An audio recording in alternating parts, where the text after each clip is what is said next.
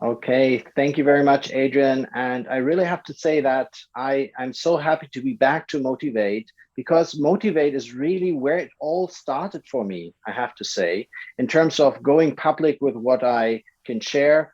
And my first Motivate Shanghai session was together with a coach colleague who just left China, unfortunately, Klaus Schmidt.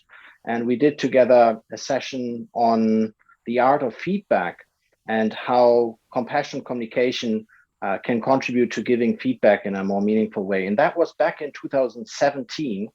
And it was really the kickoff for me to start my, I would say, more public appearance in the Shanghai scene.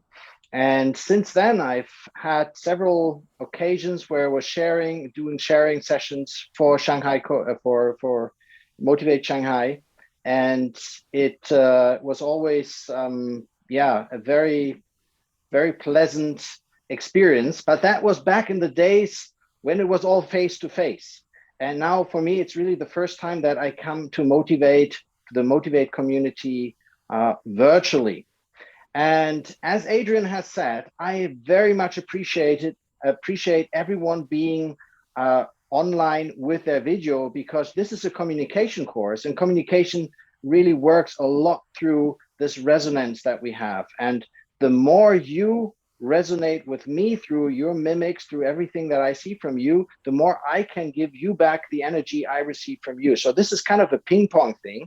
And that is also what transactional analysis is also about.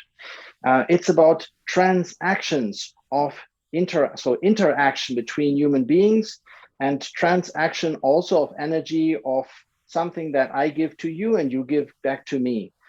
Hi there, Adrian here, and this is a video from a Zoom session that we do. We do these Zoom sessions every Sunday, and we take questions and answers from the audience, some of our students, some of our members. We never know what questions are coming up, so I'm always excited to do these sessions, and I hope to see you at one of them. Make sure you hit the subscribe button below and check out the other playlists that we have. Thank you, enjoy.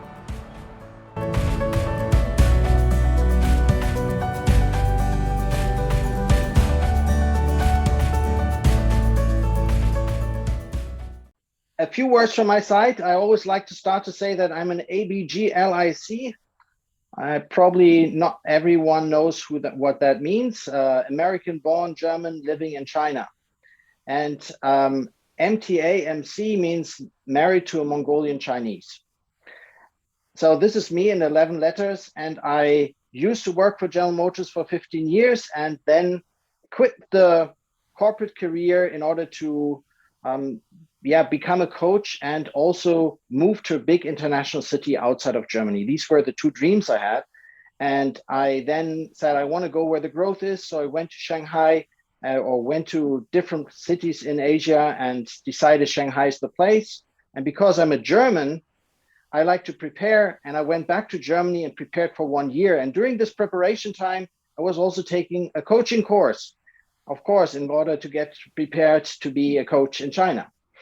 And in this coaching course, I was coming across a model called the PAC model, which was is part of a psychological framework called transactional analysis. And I was simply blown away by this model because it really opened my eyes in terms of how communication actually works and what's going on below the surface that we don't really understand. But when we understand it, it brings us so much more awareness. And I do hope that today you can also gain more awareness, and it can also blow you away. And for sure, I can tell you that this is very important for coaching, and it helps a big deal in coachings for your clients, for the coaching session yourself. And it's simple, but not easy. So this is how I would describe it. It's a simple model, but it's not always easy to apply it. Now, the basic idea of the PAC model of transactional analysis is that we have 3 different so-called ego states. And it was originally developed by Eric Berne back in the 60s, who was coming from the Freudian environment. So he was a student of Freud, or at least influenced by him, and you can see it in the model. But it is it's really different from it, because what he did was bringing up a model that is that can be observed. And also, what was revolutionary at the time was that he was including his clients. He was a psychiatrist, and he was including his clients in understanding the model so that they could work with that model. And it was not him being the knowledgeable and looking down on the not knowledgeable client. That was really the revolutionary approach that he was having, with that basic idea of people are okay. Yeah, they are not ill, or they are okay. They have value. So I'm okay, you're okay is the basic assumption of transactional analysis. And that should also be the basic assumption that you have in coaching. When you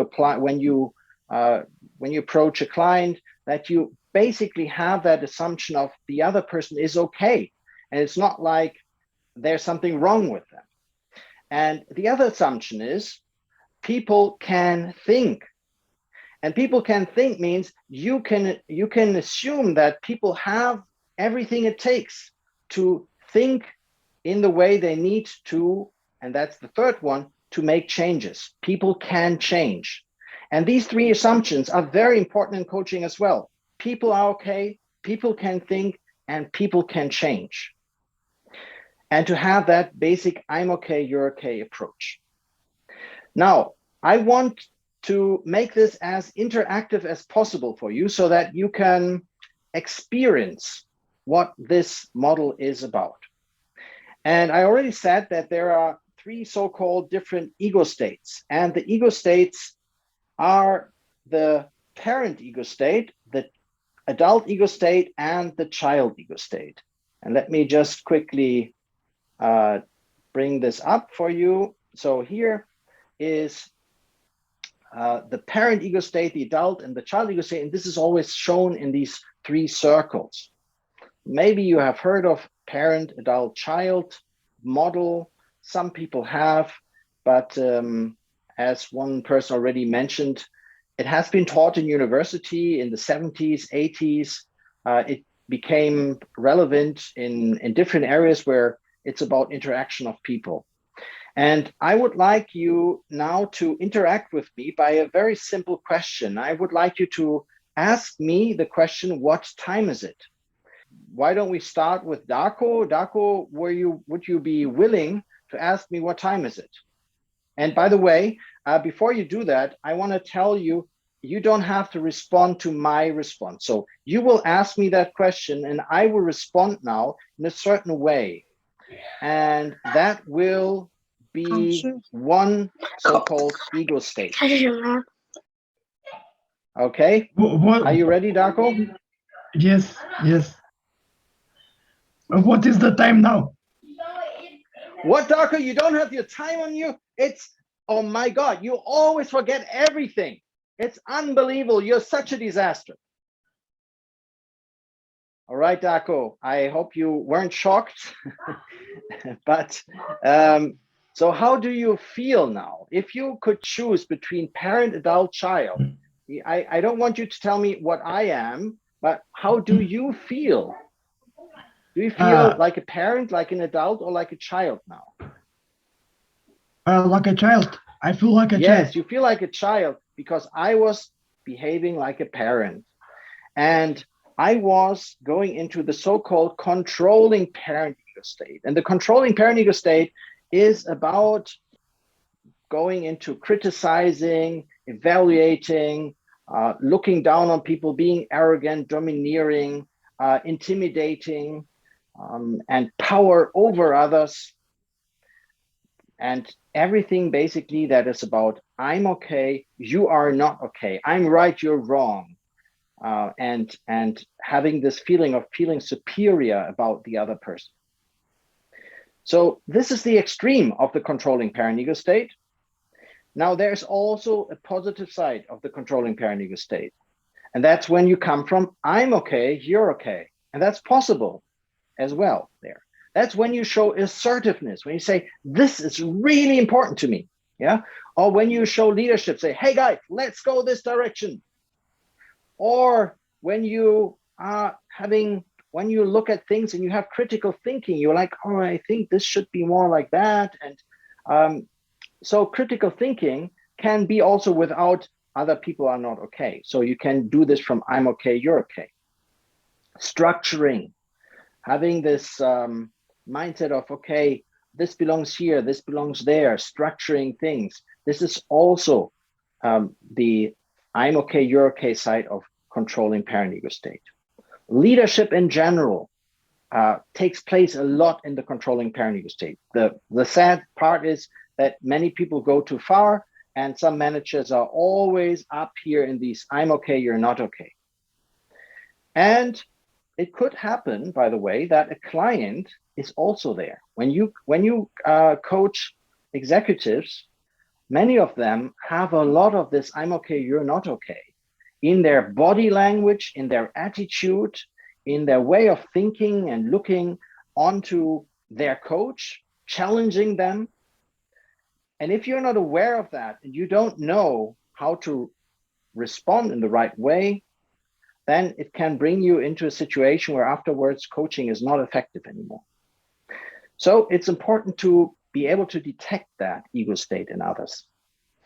All right, so that was the controlling parent ego state. Now I would like to ask Jay, would you like to ask me what time is it? Yeah. No problem. Hey, Tilman, what's the time, please? Oh, you don't have your time, Jay. Oh my God. It's 10 to 7 now here in China.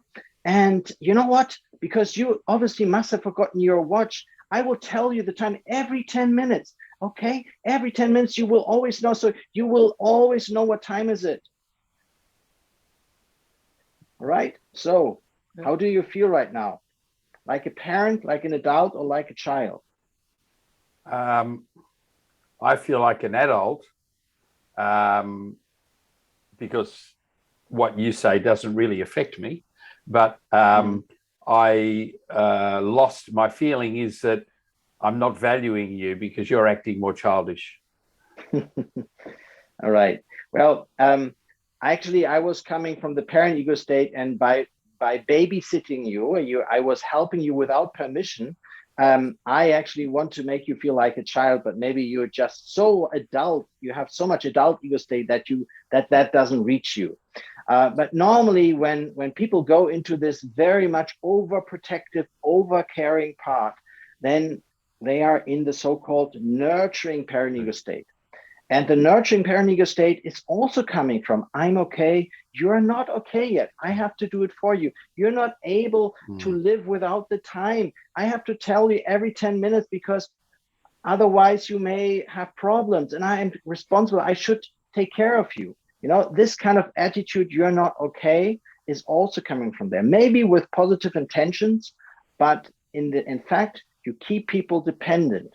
You overprotect, overcare, and you help without permission.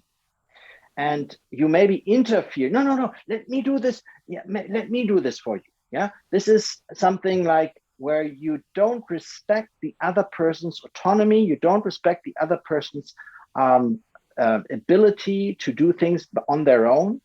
And that is a very critical part in coaching, because here you come from this place of, I have to take care of my small little baby coaching client. Yeah, that is that can, in a subtle way, you could bring this across, and that is of course not supportive in helping the coaching client to think for themselves, to come up with ideas. So if you always provide the ideas, provide everything, like, no, they don't know, so I have to tell them, then you don't help them to grow up, to go into this adult ego state and take responsibility. Now, this is the extreme, this helicopter parenting of the nurturing parent ego state. There's, of course, a positive side of the nurturing parent ego state as well. And that's when I'm okay, you're okay. And that is when you're empathetic, when you're supportive, when you're encouraging, when you help, when help is asked and requested. So it is a very important ego state, but you can overdo it. All right, then let's go for Annabella. Would you be willing to ask me what time is it? Oh yes. What time is it now, Tilman? It's 7 to 7 now. So how do you feel, Annabella? Parent, adult, child? I feel like an adult because I Yes. feel like you treat me as an adult. Exactly. Because you were, like Darko and Jay, you were all coming from adult ego state, asking me a simple question, you want an information. And the adult ego state is actually just about information exchange, task orientation, being neutral, objective, having this data, facts, and figures attitude, rather unemotional, logical, like a computer. And in many situations, that is okay to have. So it's always, I'm okay, you're okay. It's not intimidating. It's not overly caring, but it can also be a little bit distant, cold, boring, and uninspiring if it's too much. And if you have someone who is all the time in this ego state, that's really boring and uninspiring. Some of you may have had a boss like that. Especially you find these kind of people in the engineering, finance field where people are not so relationship oriented and more focused on numbers and figures and data. And that is because they don't like to be so emotional, and then they focus on what they're good at, where they feel comfortable and where it's safer for them. And this functional adult ego state is helpful, especially at work in many situations, but it is not the solution for everything. So, and I call this the functional adult ego state, not the adult ego state in general, because the adult ego state, you could say it is, there's the so-called integrated adult ego state that has all ego states integrated, but only the good ones. The I'm okay, you're okay. All right. Then let's go for William. William, would you be willing to ask me the question? Oh, what time is it, please? I'm sorry. I'm so sorry. I'm so sorry. I normally always have my watch on me. Today I forgot. And I'm so sorry I can't tell you the time. It's so embarrassing. Okay, so how do you feel like now? Parent, adult, child? I feel as I want to father you and get it right for you, you know? Yeah. So you want to go into the nurturing parent ego state now. You want to take care of me because you feel pity for me. Yes, I would feel, yeah. Yeah, so that's because I was going into the adapted child ego state. And the adapted child ego state is this place of I'm not okay, you're okay. So I make myself small, weak, and unworthy. I feel that I don't know enough. I'm embarrassed. I'm not confident. Maybe I'm overly humble, overly polite, overly apologetic. Yeah. So I'm sorry. It's like that. Yeah. This kind of I'm not okay feeling. And then there is, of course, also the I'm okay, you're okay from the adapted child ego state. And that is whenever you are willing to play by the rules, when you're complying, when you are, let's say, willing to give in, when you also show vulnerability. Yeah, so showing weakness, but from I'm okay, you're okay. You don't have to go that down and say I'm a disaster. No, you can say I really sometimes also feel anxiety. Yeah. So all this is also part of the adapted child ego state. So it's important to have that and to be able to express that, but it's always about how much of it. And if you go too much down, that is the place where as a coach, you should never go. If you go below the I'm okay, you're okay. So if you go into I'm not okay, it's very difficult to actually still lead the coaching process. And especially when someone from controlling parent ego state, your client is in controlling parent ego state, he can easily or she can easily trigger you in this adapted child ego state. And then it's becoming difficult to still have the authority in the coaching for the process. All right, then let's go to the next one. How about Mark? Tilman, can you tell me the time, please? Why do you always ask me? It's not fair. Always me. Why not anyone else? There are so many other people. It's not okay. All right. So, Mark, how do you feel now?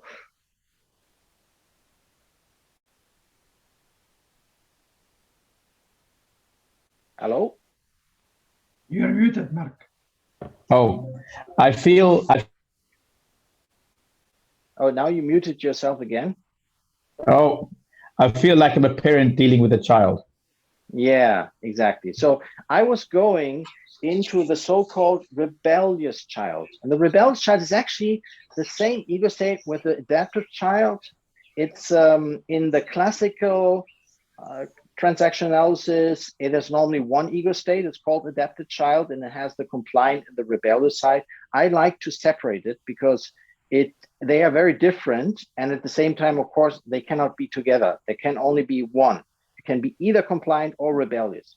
Now, the rebellious child ego state is mainly in this ego state of I'm not okay, then you're also not okay. So if you make me feel okay, I will make you not feel okay. And it's this wanting actually to have safety, protect yourself, but it can be in a very destructive way.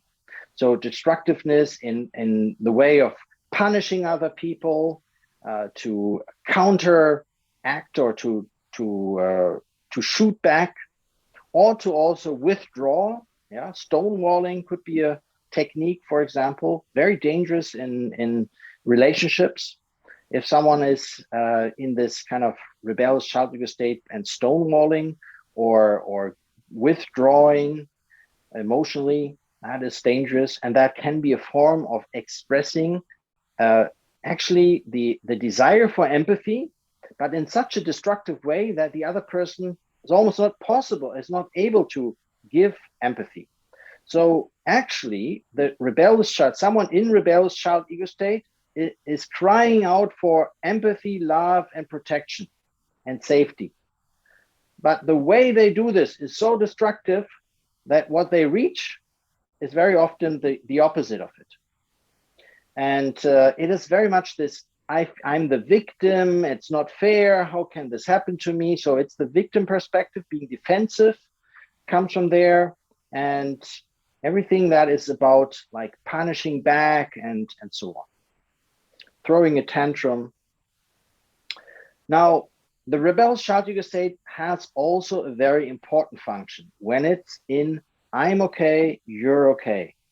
And that is the ability to say, stop, this is enough. I'm not willing to continue playing here. I'm not willing to do this. If your boss tells you, well, this weekend you have to work for a third time, then you should be able to say, sorry, no, this is not able, I'm not able to do this. This is not possible. This is rebellious child ego state in terms of I'm okay, you're okay. You could, of course, say, how can you ask me that? That's not fair. Yeah, this is a different way of responding. That's more from I'm not okay, then you're not okay. But basically, the rebellious child ego state is very important for being able to say, no, stop, protecting your resources, protecting your values. Yeah, that is what the rebellious child ego state is about in the I'm okay, you're okay field. All right, now we have one more to go. And how about we go for Stefan? Hi, Tilman. What's the time now, please? I think, Stefan, it's time for you to buy me a beer. So, how do you feel? Parent, adult, child? Thirsty. Yes. So kind of also like a child, because what I was doing now, I was going into the so-called free child.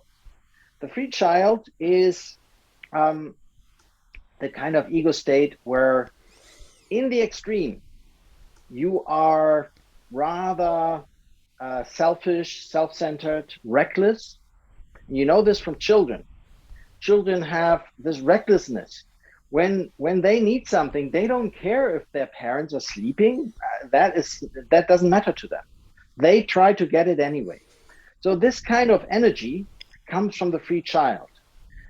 I want it as long as I'm okay is basically the message. As long as I'm okay. And you could say that manipulation is also there, or tricking people, mobbing people, making fun at the cost of others. It's all based in this area of free child in the extreme of as long as I'm okay.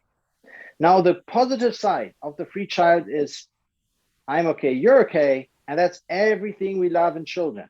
It's about this free spirit, being authentic, laughing, crying, dreaming, being spontaneous, being joyful, and just playful. All this humor, everything in this direction is to do with a free child. So this is the model. And now I would like to turn it around and ask the same people to ask me, I asked them a question. So I asked you a question, a different question, and I want you to react now from this ego state as good as you can, as much as you have understood, and as extreme as you can. So I think it was Darko who was the first one with controlling parent ego state. So Darko, you can open your microphone. Darko, I can't find my keys. Have you seen my keys? You are always doing like this. You don't know where you are putting your keys. It's not the first time to asking me this question. Okay, good. So that was in the controlling parent ego state. You could have even raised your voice more, but it was controlling parent ego state. There was in the end, there was a slight rebellious child ego state. There was a little bit. It's not the first time that you asked me this. It could be coming a little bit from this area of complaining. Yeah. So in the complaining is more rebellious child ego state, and the rebellious and the controlling parent ego state is very equal in many ways. Because they both use attack as their tool. The point is that the rebellious is more coming from this I'm the victim, how can that happen to me? So this complaining and whining and emotional part, whereas the controlling parent ego state is coming really from this I am superior and I'm above you. Yeah. All right. Thank you, Darko. Then I think it was Jay. Is that correct? Yep. So Jay, I can't find my keys. Have you seen my keys anywhere? No, but they should be where you left them. Oh, well, this was not nurturing parent ego state. That was rather controlling parent ego state or adult ego state. The tone was a little bit controlling. What could you say if you want to express nurturing parent ego state? Would you like me to help you find them? Yeah, and there's also already this would you like me that is already a bit of adult ego state. But coming a bit from nurturing. So it's a nurturing adult. If you want to go into the extreme of nurturing, you would say, oh, let me find it for you, or oh yeah, I think and then you go and look for it.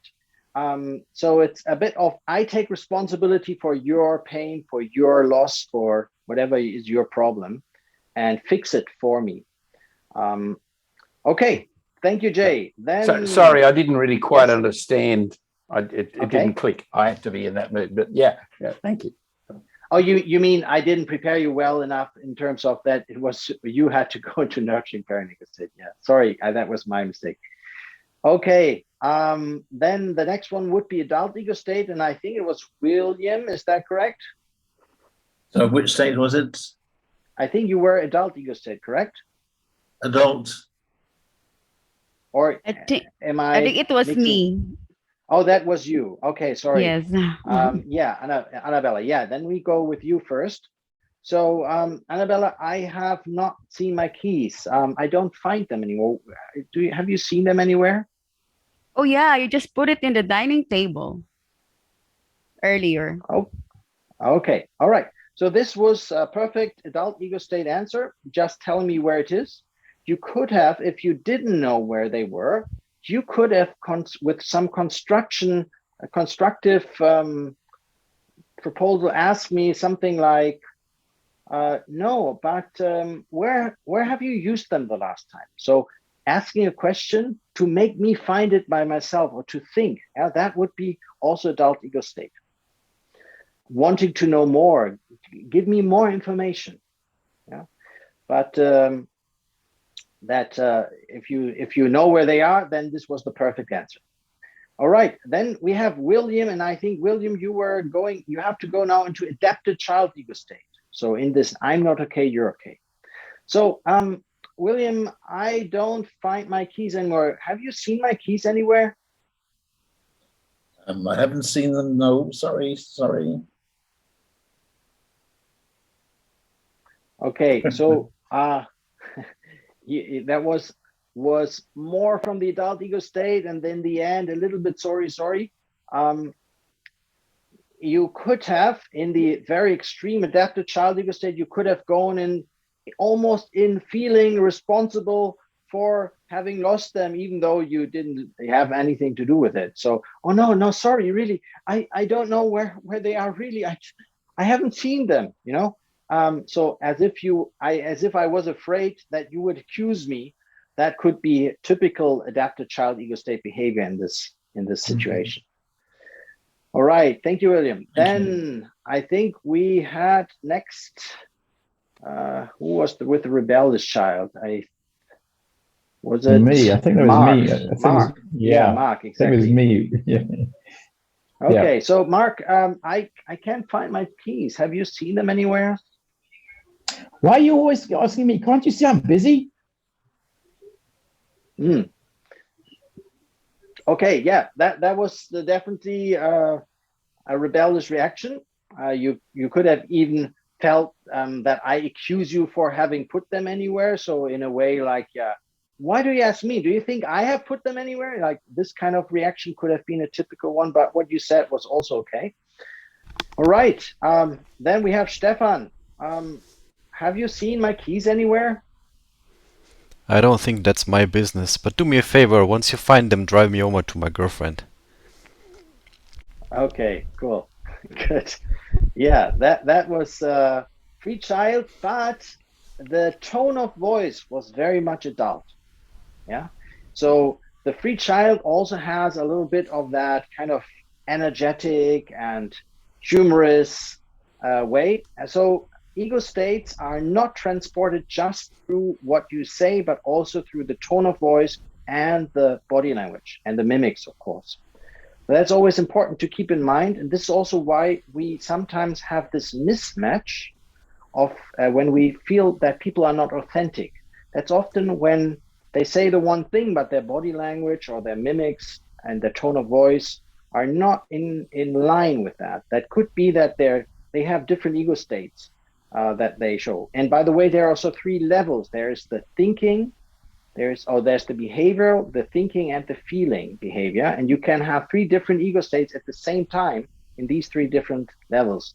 But if you are consistent with behaving, thinking, and feeling, that's when you come across also most authentic.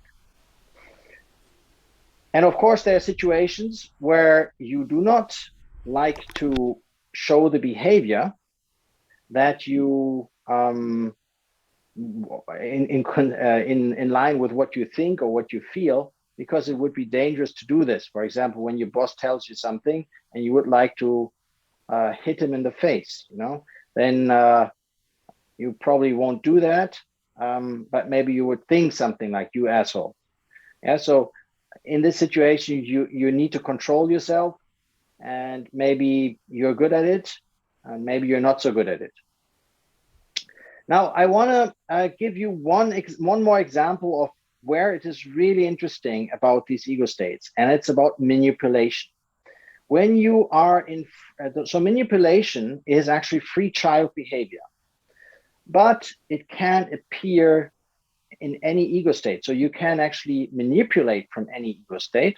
For example, you receive a task, and you could then say, well, how can I get rid of that task?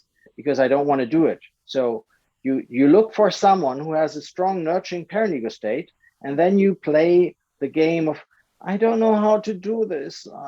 I'm not really good at this. And you're always so good at this. I'm not okay, you're okay. Can't you do this for me? Yeah.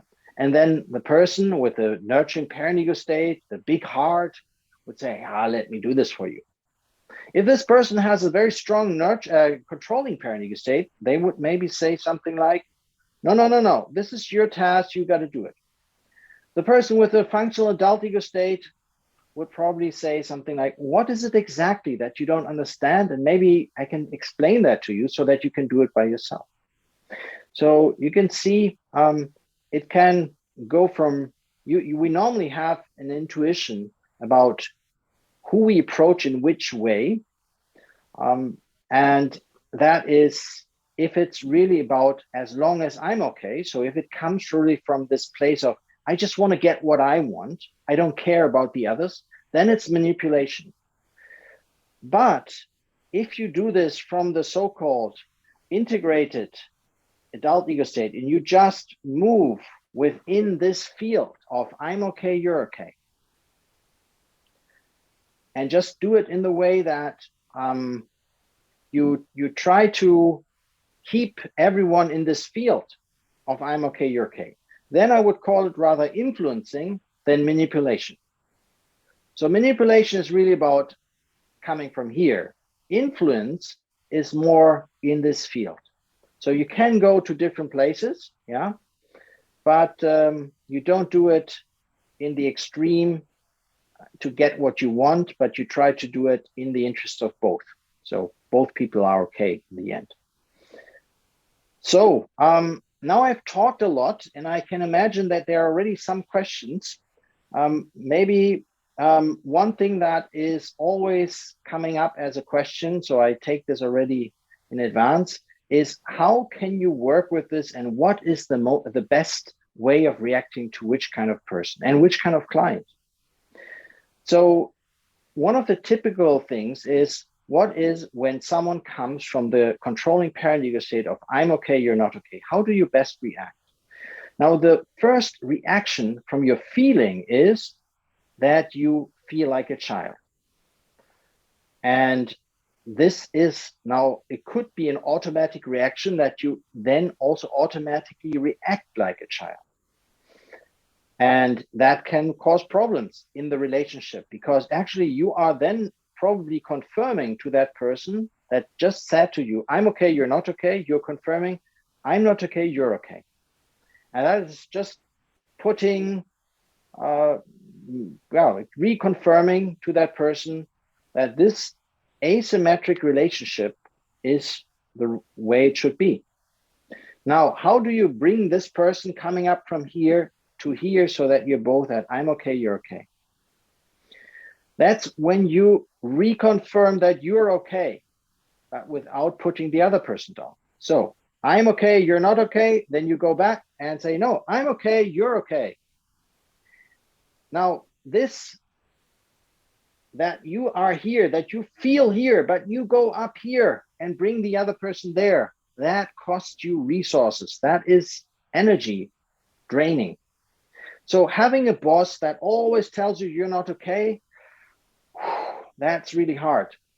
But the best reply is really to stay in this functional adult ego state all the time. Don't let your emotions be triggered by this kind of person that is coming from that kind of attitude. The more you stay in this functional adult ego state, the more you bring that other person to trusting you, because, hey, they see you okay. The more and more they see you okay, the more they can be okay with you. And it is also sometimes necessary when this is not your boss, but maybe your friend or your partner, someone who sometimes, when they're under stress, come across a little bit bossy. Yeah? And you would just want to say, hey, that's not okay. You can go up. So someone says, hey, you're late again. Yeah, something like that. You're not okay.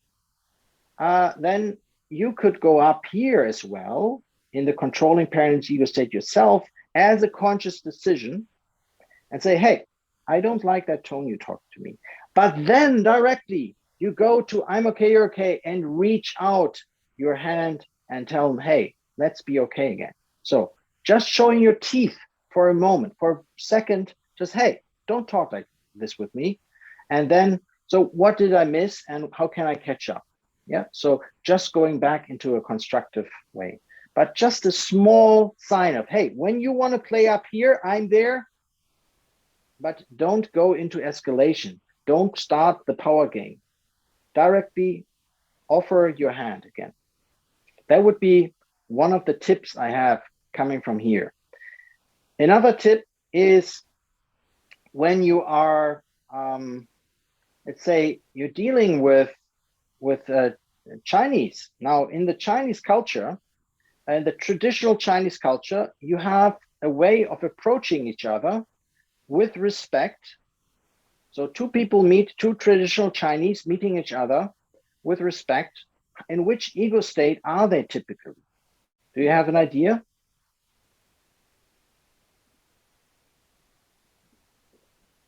I can't read this so well. Oh, here's. So Yolanda, if you want to say that, that would be easier for me if that's. Oh no, it's not a question. I'm sorry. Okay. I just kind of like condensed what you just like shared. Okay. So. Okay. All right. So what ego state is a traditional Chinese meeting another traditional Chinese when they want to show respect? What would you say? It's mostly on the I'm less okay than you. Yeah, so adapted child ego state. So the adapted child ego state of I'm not okay, you're okay. And what that actually means is I give you emotional safety. That's a gift of emotional safety. I'm not okay, I'm humble, I'm not dangerous, and I give you face so that you can feel safe. That's a beautiful gesture. Yeah, it's a beautiful gesture, but it only works in China because the other person knows that they have to give back the same way. That they say, Nali, Nali. Yeah? So not me. I'm not okay. You're okay. So you go back in, I'm not okay, you're okay. The other person, I'm not okay, you're okay. And both are okay. That is how you could find respect in China in the traditional way. Now, if you are in the Western world, and I know Western world is a big term, let's make it easy. Let's say the Germans. Yeah, if a German meets another German, which ego state are they in normally? Friends or business? Both. I think there's a difference. When they don't know each other. Yeah. Well, I would say normally typically they start with I'm okay, you're okay, but you're right, Yolanda. It could be that in business they are maybe a little bit from I'm not okay, I'm okay, you're not okay, or let's say a little bit critical, checking on you. Are you really okay? Yeah, that could be the case. And now what happens when a traditional Chinese meets a Westerner, or let's say a German, and they start from I'm not okay, you're okay? It can mean that they trigger the Germans' controlling parent ego state, their arrogance, and that they look down and say, well, I know I'm okay. If you say you're not okay, I believe you, which then will, of course, in turn, make the Chinese angry because they feel not respected and they didn't actually get what they were expecting. And then they are expressing they are not able to express their rebellious child ego state, because in the Chinese culture, you must not show your rebellious child ego state. That's Confucius' doctrine. I call it the Confucius DNA.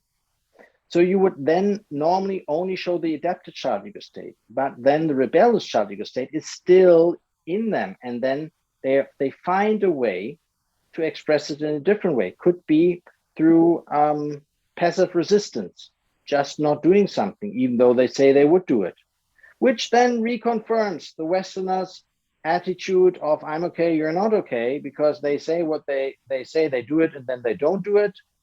That is, of course, a vicious circle of a cross-cultural misunderstanding that you can explain very well with this model. Now, what can you do? The best is, of course, that the Westerner learns to go down, at least to adult ego state, or even lower, and plays the game. And for Chinese, it means when they deal with Westerners, not to be too much in the not okay, in the too humble area, because this is easily seen as not confident, not knowledgeable, and is not seen as something positive from the Western point of view, at least in many Western cultures. And so the more adult to adult, the better, the more respect is received.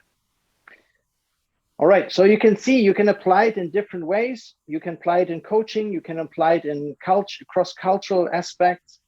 And another aspect is when someone is in rebellious child ego state, let's say your partner is complaining, you always come late, and why am I always the one who has to do the dishes? That's not fair, you know, something like that. Maybe then it's the rebellious child ego state. And what is the best response to the rebellious child ego state? Well, it's the nurturing ego state. So the best is actually to give safety, to provide, to give the other person the feeling of feeling seen and heard and understood, and receiving this connection of empathy. The problem is, and very often this is a typical classical problem of men with women, the man want to directly go for a solution. Yeah, the woman is complaining about something, just wants to get it out, wants to be seen and heard and felt. And the man comes with a solution and rational explaining why this is like that, and tries to fix it. And that causes this big trouble in the relationship, because the woman doesn't feel seen, the man doesn't understand why there is actually the problem. Yeah, that's because the man is in the functional adult ego state and doesn't reach the woman coming from the rebellious child ego state. So also here it is, there's a very nice video that you can find on YouTube, also on Bilibili, called "It's Not About the Nail." So I can recommend that video, and maybe someone can post that link into the chat. So I cannot read the chat from this distance. So everything that has been written, so maybe either I go through it, or Adrian, if you can take care of it. I'll just share it. One of the last comments was actually from William, saying that must be a woman's problem, right? Well, it's a man's and a woman's problem. Actually, the problem is that the man doesn't know how to respond to it in the right way. And you could say it's the woman's problem that she maybe sends the wrong signals to someone who doesn't know how to decode them. Yeah. But now you have no excuses anymore, because you know now how to decode them.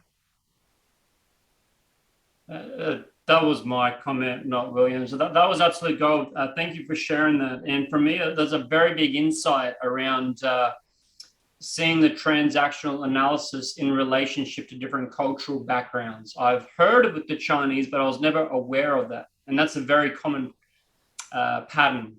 And German to Chinese, or Australian to Chinese. So thanks a lot for sharing that. Yolanda, do you want to share your question, if you have one in there? Or Shri Kumar, would you like to share? No, thank you. Just I was watching you. It is what I think that if others are not okay, I cannot be, because I am very much interconnected with others, with my environment.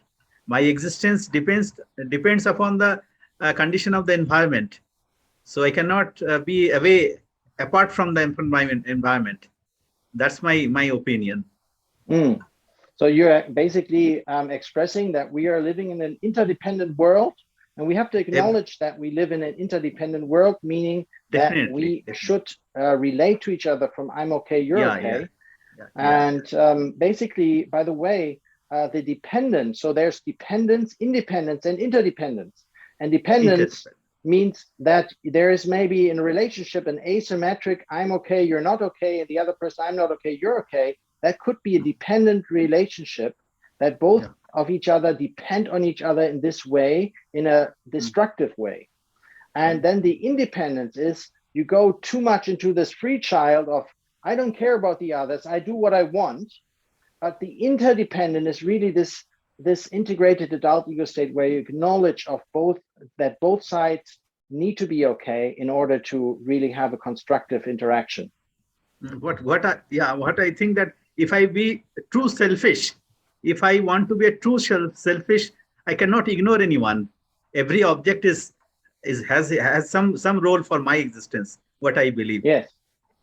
that requires just a lot of wisdom, because a lot of selfishness is very short-sighted, and what you are talking of is long-term selfishness, so to say. Definitely. I want to enjoy it for a long time. Yes. Thank you very much, all of you. Tilman, can I ask you a question? Yes, of course. Yeah. I'm saying as long as it is from I'm okay, you're okay. Okay, I won't pretend it's from Adrian, all right? Because I'm intelligent enough to ask it. My question is, do you feel that the nurturing mode is probably the most useful one in any situation? Well, I would say if the nurturing mode can be emotional intelligent and doesn't necessarily have to be.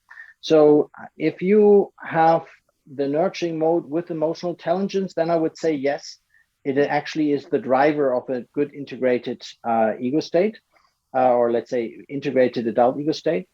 But for example, in the Chinese culture, you have a lot of caring. Care is a very big value in the Chinese culture. And you see people applying care in a learned way, but it's not necessary to do with empathy. They care, and you can see it as that's required in the cultural context, but not necessarily this means empathy. And I see that with male Chinese clients. They know how to care, to show care, but they don't know how to empathize with their wife, for example. And so, yes, I would say nurturing parent ego state in the part of I'm okay, you're okay is a very important part. It's very important as a ego state, but the functional adult ego state is also very important. To be able to shut down your emotions and to really think logically and rationally is important, but you need to be able to turn it off and turn on the emotional part. Otherwise, so the answer basically is all ego states are important. Thank you. I also wanted to say or to add something, or maybe also you can like talk about it, because sometimes I have the feeling the caring is just out of duty. So it's actually not the real nurturing behind. It's also kind of a dependence, maybe, or like this kind of I'm giving up myself, I do everything for you, and this kind of thing. So a lot of expectation. I know that is a bit more in Chinese culture as well than it might be in German culture. So, but I wouldn't place that into nurturing parent, is it? Yes, it is nurturing parent, but it is a bit of the extreme. It can be overcaring. I would give you an example. In the Chinese culture, you often see that people carry their dogs. They walk with their dogs like this, and that is overcaring. The dog can walk by himself, but that is like, I want to protect him or whatever it is. But actually, this is, for my opinion, too much. And there are other examples, and I can And yes, you're right. There is this, sometimes it's the expectation that makes it like that. And that's what I also meant with the example of my male clients, Chinese clients, that they know how to apply the learned caring, but it's culturally learned, and it's not necessarily coming, as you said, from their heart in terms of wanting to connect with the other person in an empathetic way. So there are different grades or different levels of nurturing parent ego state, so to say, superficial and deep, you could say.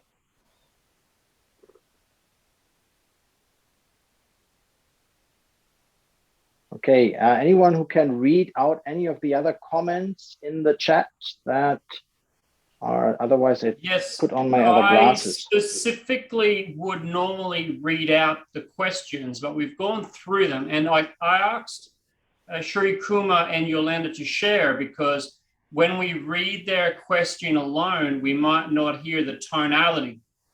Yeah. Because of the subject, parent, adult, child, it's probably really important we hear the tonality. Absolutely. In the questions themselves. But Tilman, I have one no one else has mentioned it yet. How about this in a relationship with ourselves? Very good question.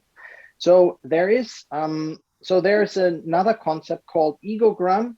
So where you can see the profile of yourself or of other people. So how much of which ego state do you actually have? And we all have a profile. We all have our preferred ego state with which we go into different situations, or which pops up automatically when we are under stress. Like the one that, let's say, some people become bossy when they're in stress. Other people become anxious. Other people just care about themselves. Other people become angry and feel like a victim. And others just care about the others. Yeah. So, or others just turn down their emotions and become very, very mechanical and rational. So you can see that is really how we are wired to a certain degree. And this egogram, that is a very interesting way of looking at a profile of ego states. This can be internally as well. And then it's called a psychogram. And that is basically actually reflecting the inner voices that we have. How do we talk to ourselves?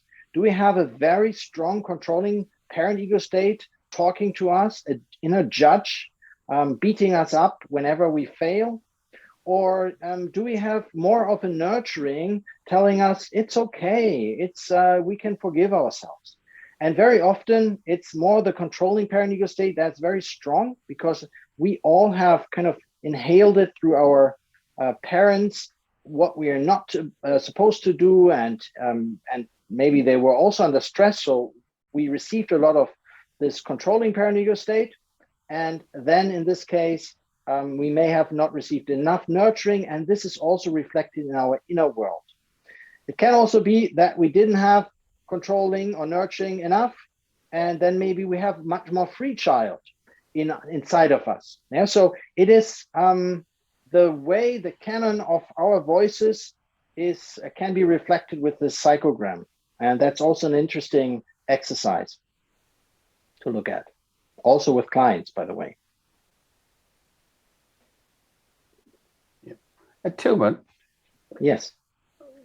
Is it okay that I could give you just a situation of communication and give me your opinion on that interaction?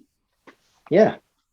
So when, say to me, I come home from work and in a marriage situation, and the wife goes, "Oh, how are you? How was your day?" Yeah, you know, no problem. That's all right. And I don't give that much. Okay. So, and then change the situation around. If I'm at home and my wife comes home and I go, "How are you, love?" You know, give a kiss, come on, you know, do whatever. And then after she says, "You never ask me how my day is." So how do you assess that interactions?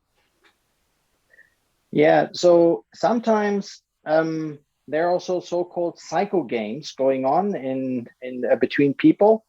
And there's a whole book about that, about the different kinds of psycho games. And that could be one, doesn't necessarily have to be one. But what you are describing, that your wife was then complaining that you would not ask, actually, it was a cry for connection. Yeah. So she wants to feel more connected with you. And for her to feel the connection is through you asking her how she's doing. And because she believes she's doing this with you, she deserves to be asked herself. So she feels there's maybe not justice or it's not fair. So she's in the rebellious child ego state in this moment. And what you need to do in this situation is to give her empathy, and not justify or defend yourself, because then you would also go into rebellious child ego state. And when two rebellious child ego states fight with each other, that's the worst situation, because then there's always a no-win, a lose-lose situation. So now that you have gained the awareness today, and you find yourself in a fight with a rebellious, like your wife and rebellious child, you're a rebellious child, or you're even in a functional adult explaining that I did not know, or whatever, you try to defend yourself from the functional adult, you can now wake up and say, oh, this is one of these moments I should go into nurturing and really try to connect with her feelings and her needs and see, hey, would you wish me to ask you more about your day and how things were going on, rather than saying, yeah, but why do I have to always ask you? You can share by yourself, that would be justifying. Does that make sense? It's interesting. We're not married anymore, but that was a very common scenario. And then when that rebellious child happens, I would just switch off and walk away. So emotional I'm the mechanical cutoff. Yeah, I'm the mechanical type, go into that functional adult going, yeah, sorry, this child actually I have to correct me. It was not functional doubt. When you say you're switching off, you are in rebellious child. You're stonewalling. You are stonewalling. Yeah. Okay. And that's a very typical male way of withdrawing from the situation, going in their own world. Yeah. And actually, your wife was trying to get emotional connection with you, and she was helpless in getting connected. And because she was so helpless, she was going into complaining mode. But of course, as a man, you didn't get that. So you would then feel you have to defend your ego, and you withdraw, you stonewall, and that's then going into lose-lose. Makes sense. Yep. Thank you. Yeah. All right. Also, what I also think is very interesting, I thought the psycho games was a little bit like what I don't see it as a psycho game. I think I'm not judging if that was one or not. I just say aren't we always actually teaching the other person on how we want to be treated?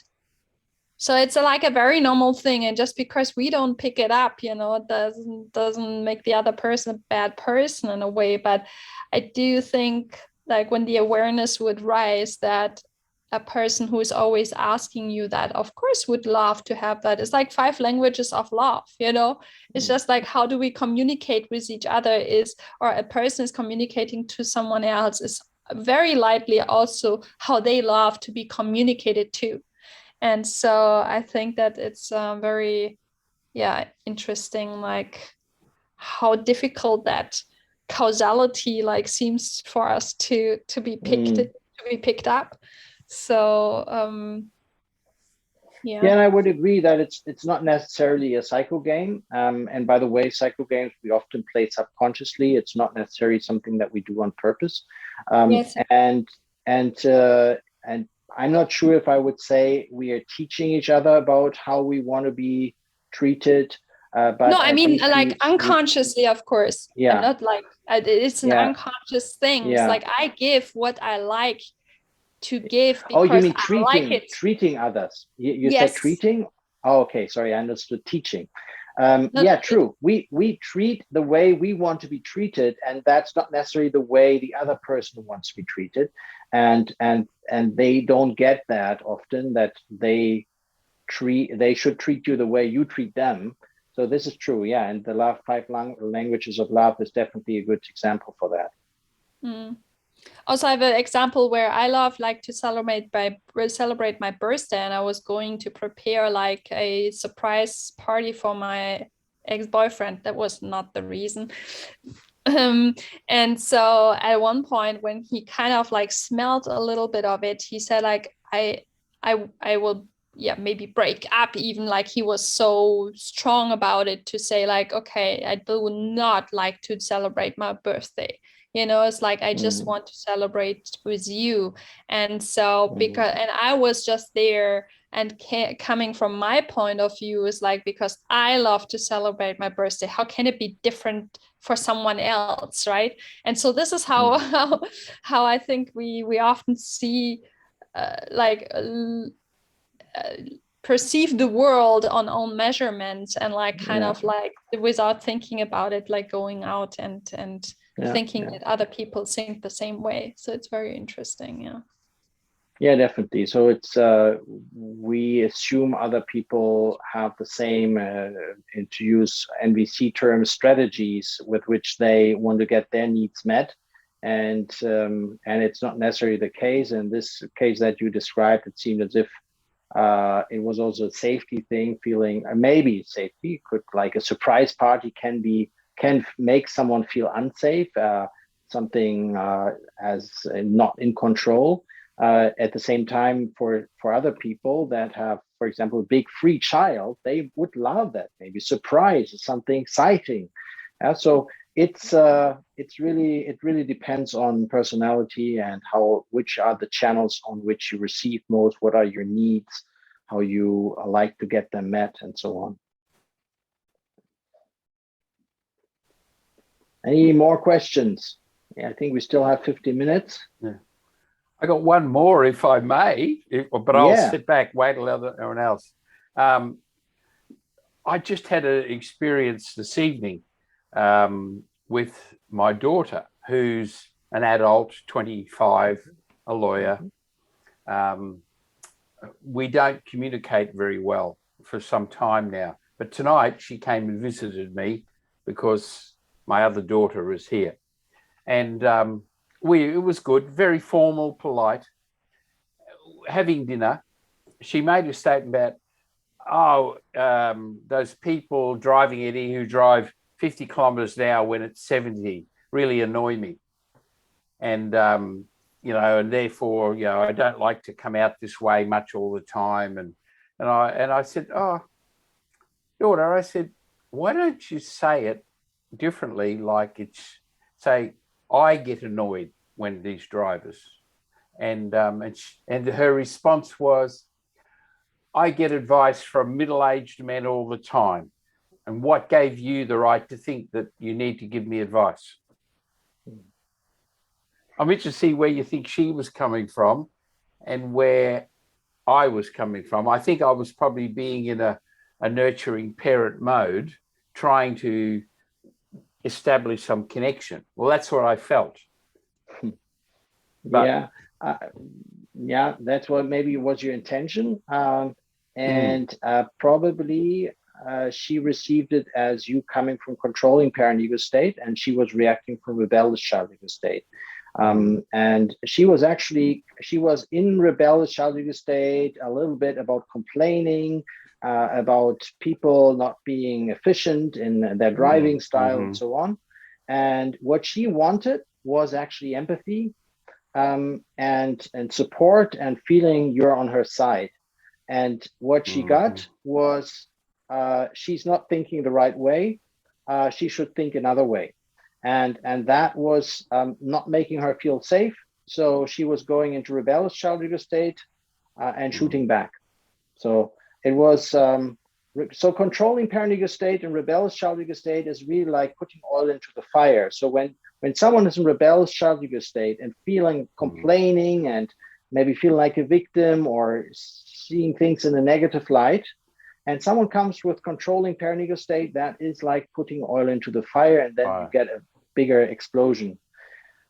So, and for us men, it's really hard to have that empathetic approach when we when we hear someone complaining, because we want to fix things. Yeah, we want to go and fix things or tell people how to do it right. Yeah. So, and then if there's also history behind it, like a long parent-child history of having been told a lot of things, because that's what happens in childhood, that you get told what's right and wrong, then this field, this part of you in your soul is already very wounded. And when you just touch very, very slightly there from that person that actually brought that wound part, there's even a hypersensitivity. So as a father or parent in general with children, especially with adult children, it's really important to practice this inner attitude of I'm okay, you're okay, and be very aware that these are not children anymore, that they are adults and that they deserve the I'm okay, you're okay. And it's very hard because as parents, we still are in this, like, we look on, they're still our children. So we have a little bit of automatic parent-child attitude sometimes. Would I, and yeah. Can I try a suggestion? What would have maybe worked in that situation? Just bluntly trying. Yes, maybe we first see if there's any other questions before we go deeper into that. Okay. I just want to clarify if there are any other questions, because just want to make sure that it's not kind of just Jay and Yolanda. I want also to see if any other people have any more questions.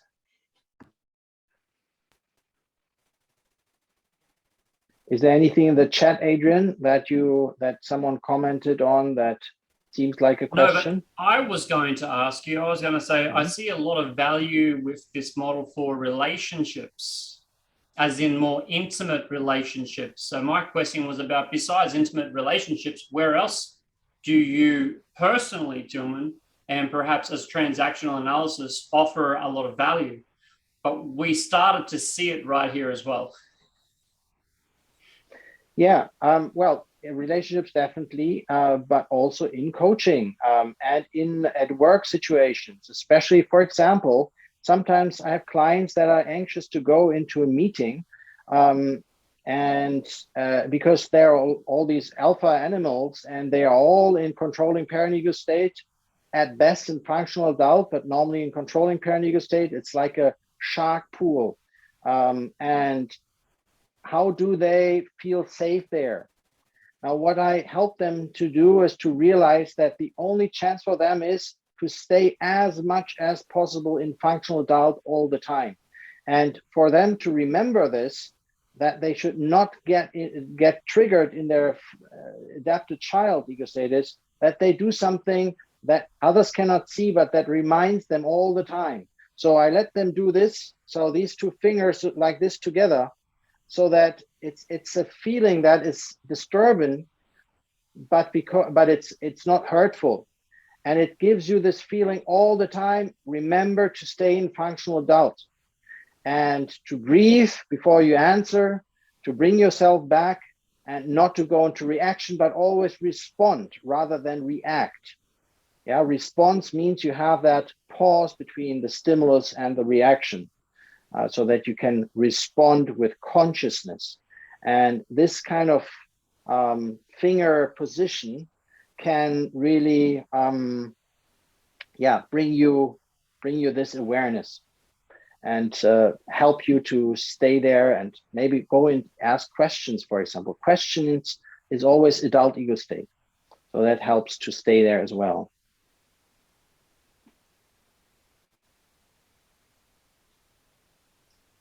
Yeah, and a small thing for Jay, and I'm sure you're going to go a bit further in there if we don't have any other questions. A lot of people in here are coaches, and perhaps coaches change agents, and you study various things. And with coaching and NLP, we often want to get a result. But often with our family, the best way we can get a result is by not coaching. And for the dedicated coaches and NLP practitioners, we want to practice a lot. We want to practice every opportunity we get. And we may want to show off our new skills or talk about some of our breakthroughs.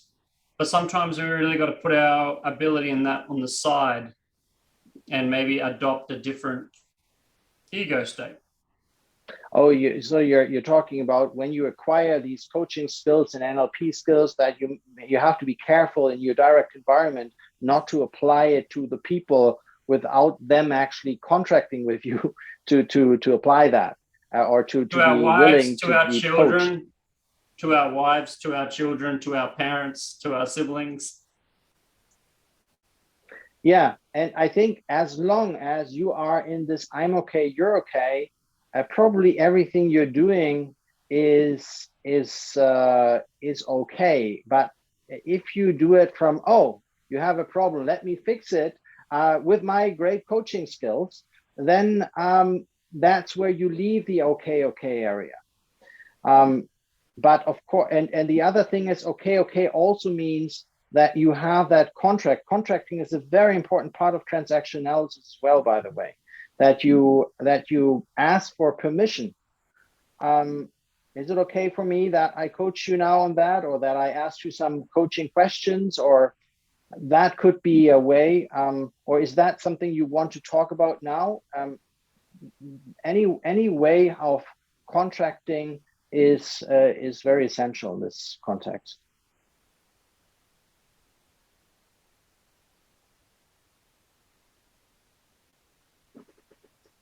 Any other questions? Or shall we have, yeah? Yeah, if we could, Yolanda, you just want to finish off your suggestion for Jay you were about to share before? It's not absolute a suggestion, but yes, I wanted to try. I wanted to see if like the situation you were in, like coming from a nurturing parent, could have been like instead of actually really like responding to her complaints, to say something like, I feel so grateful and wonderful to have both of my girls here for dinner. I'm not sure if that might be like ignoring where she's coming from and not picking her up like at her complaint, although she might have just tried to actually trigger something. But like then, yeah, to move on and say like, okay, how's one feels like having that situation there. I just was wondering like what you think about that. May I just say, my realization now is that I should have been empathetic first and said, yeah, and I appreciate that you've had to drive all the way out here, and that's, you know, that is, and I agree. That would have been, now it hits me like, why can't I think about this more and being that way? Whereas all I was trying to do was be the helpful, feeling I was helping or do something. So it's my ego side of it wanting to help that actually has caused the problem. So there's quite a lesson in learning, and this has been really good. So empathy first would be a good approach for me, I think. Well, we've all got egos. So just before we go, I want to thank you very much, Tilman, for coming here. And I'd like to make a suggestion that sometimes we all need coaches. Sometimes we all need to be coached. I hired Tilman for some coaching sessions. It was many years ago, but the lessons I still have today. And he also does a lot of training on Zoom. So if anyone isn't already connected and wants to get connected, just ask me, Darko, Annabelle, ask anyone. We'll connect you up with Tilman. Or Tilman, do you have a final slide, or do you want to share a little bit about your next training? Yeah, so I think, let me see, I thought I sometimes, I may have also background with my code. Yeah, here we go. So if you want to scan my code, my WeChat code, then QR code, then you can find me there. Apart from that, yeah, I'm going to have a session on transaction analysis that is going to be a little bit more interactive, or let's say where we go so into role plays.